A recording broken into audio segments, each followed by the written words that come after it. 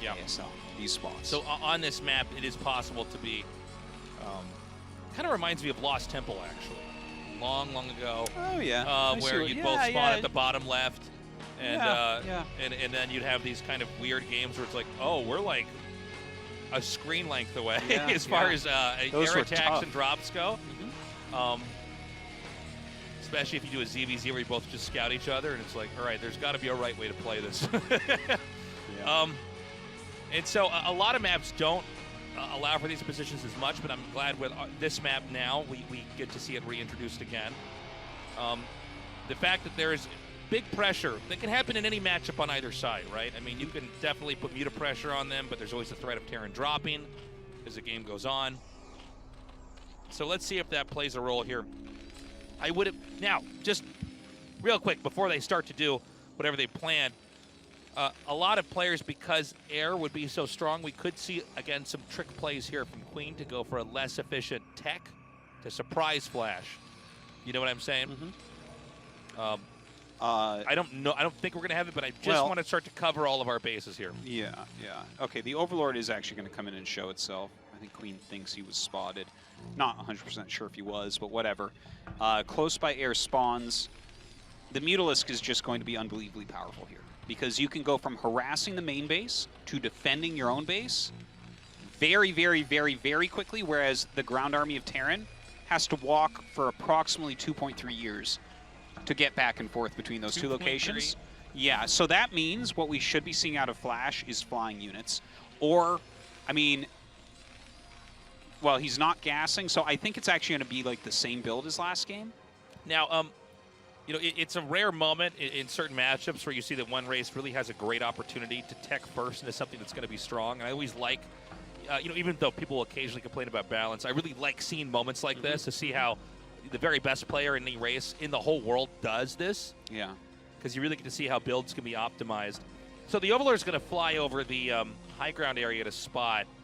And we now have the layer. Now, this is a layer that started after the second hatchery started, so it's not as quick as a Game 1 layer. This is a very quick layer, though. Like, very, very quick. Regardless, it's very fast. Yeah, this is... he's going to have to make a bunker right away from this, I think. And it's going to be a little bit of a tricky game for FlaSh, because the Mutas are going to pop out at an unbelievably early moment, and they're going to get to his base so quickly as well. So I feel like we're going to see FlaSh have to turtle up pretty heavily, but I guess let's see what the plan is here.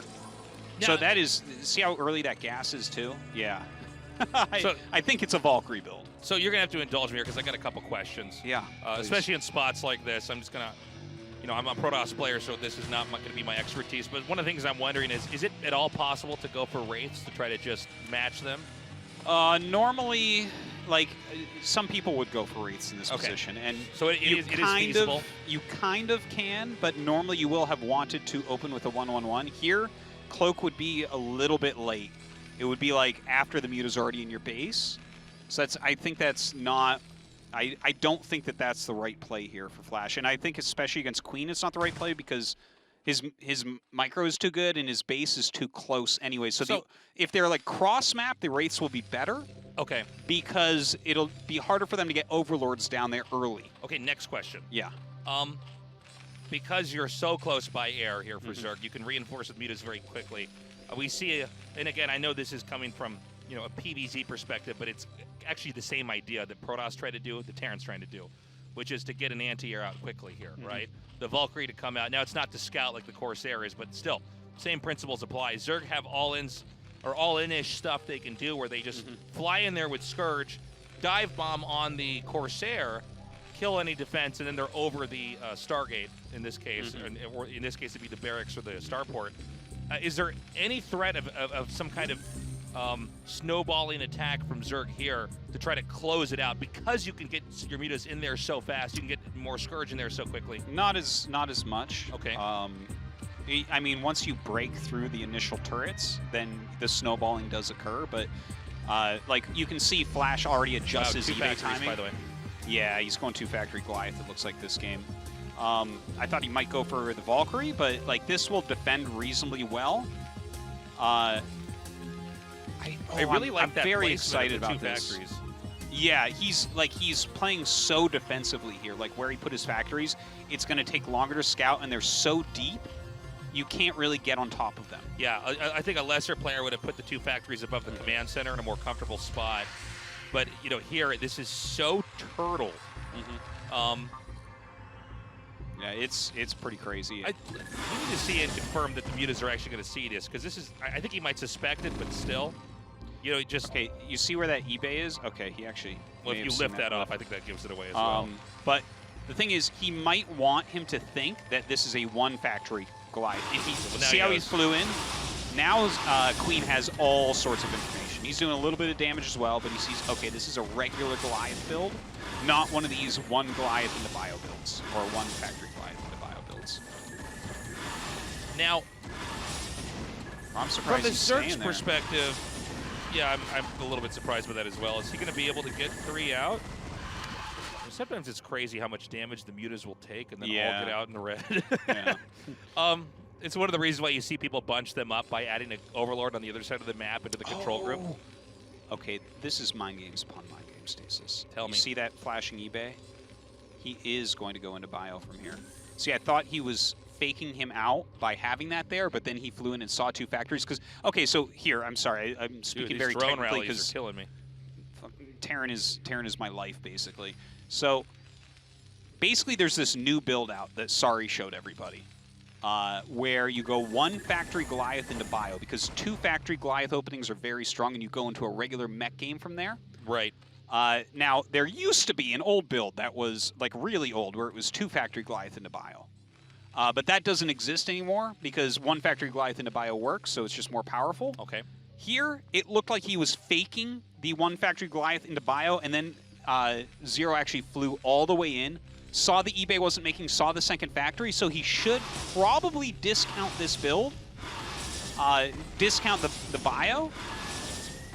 Maybe he'll end up seeing that Academy flashing or something, but yeah, it's very tricky. There's a lot of back and forth mind games, and a lot of this matters on what they scout and what they feel in the game too. And keep in mind, you know, bio versus pure Goliaths, it requires, completely different play styles. So, like, yes, this is such an important point, Tasis, if I could, real quick. Please.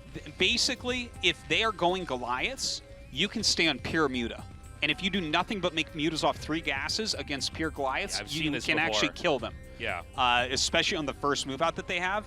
But the thing is, mass Muta against those Goliaths with bio under it, they can't actually engage, because the Goliaths hit them from far away, so they cannot kite the bio, and then the bio has too high DPS to do a full engagement. It's the most extreme so they cover each other ever. Yeah. And the push timings come out here. And he's making a lot of Mutas, so that is a problem for Queen. We do have the armor upgrade, which is pretty standard. When you see that they're going mech, you have to be able to have enough to tank damage with your Mutas. But I think he realizes now the attack's coming out. Now, there was a few scans sprinkled on the hatcheries of flashes on the Queen side of the base. And so he saw Mutas hatching everywhere, so I think he's probably pretty confident.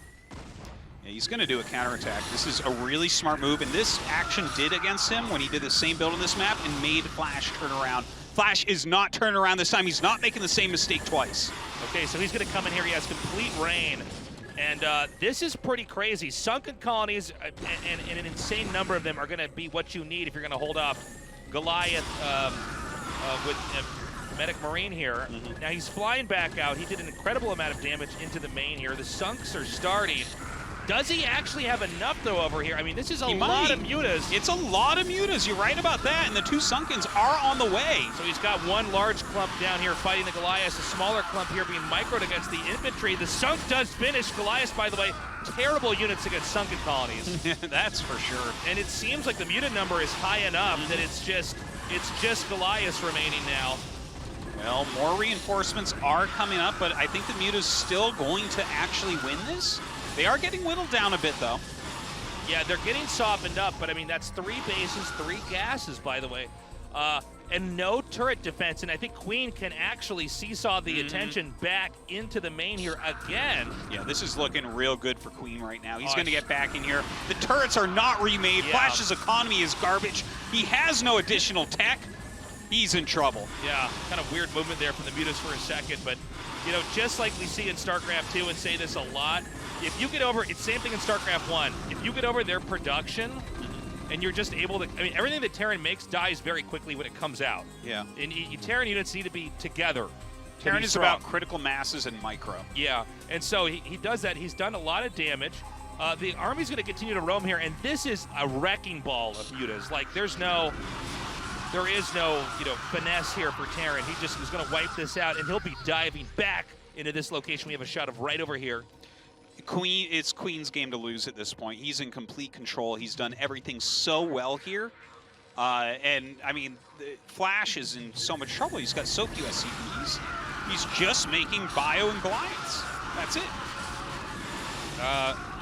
I actually think Queen's going to take this game.